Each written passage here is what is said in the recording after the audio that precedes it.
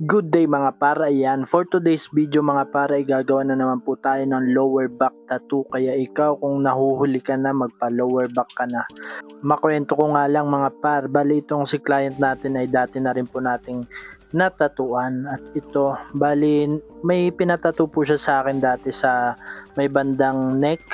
At nung kalagitnaan ng session namin ay nahilo po siya dahil sa wala po siyang pahinga dahil galing po siyang work. Kaya konting tips and advice lang din po sa mga magpapatattoo, like sa mga pabigla-biglang decision mga par, siguraduhin nyo pong may pahinga po kayo at may kain or tulog or kahit inuman lang para kahit papano ay may lakas po kayo magpa-tattoo, kasi hindi rin po biro ang magpa-tattoo. Kailangan din po natin dito ng lakas para matapos natin yung pesa. And isang tips po natin dyan ay pwede po kayo magbaon ng chocolate. Isa rin po yan sa nakakadagdag pampalakas sa ating pain tolerance. At yan, kung nakikita nyo po dyan ay sinisimulan na po natin dyan.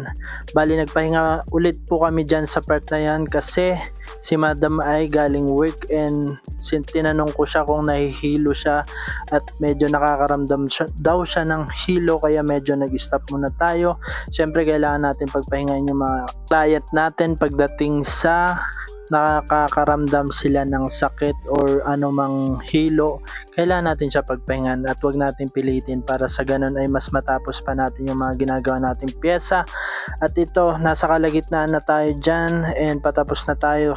More online po yung ginagawa natin dyan, kaya kailangan dahan-dahan natin ginagawa yung mga ganitong pyesa. At sa mga gusto rin magpa lower back, pwede nyo po kaming i-message. We are located at Hotel Venice, 2nd floor, room 54, Baguio City. Pwede na po kayo magpabook. Ngayon December ay may magkakaroon po tayo ng promo sa mga ganitong pyesa. Kaya ikaw, pag nalulungkot ka, magpatattoo ka lang. Kaya message mo na ako mga par. Ayan, patapos na tayo dito sa piyesang ginagawa natin. At kung nakikita nyo dyan ay talagang parang nahihilo na si madam, pero pinilit na natin tapusin para matapos na yung kanyang piyesa. At ito yung final outcome.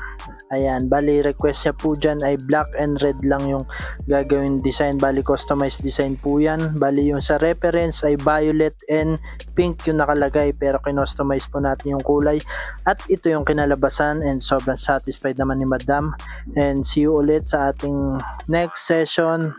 Sobrang saya niya kahit na naubos yung kanyang sahod daw, worth it din yung binayad niya. At ito, maraming salamat po. Message nyo lang po ako and thank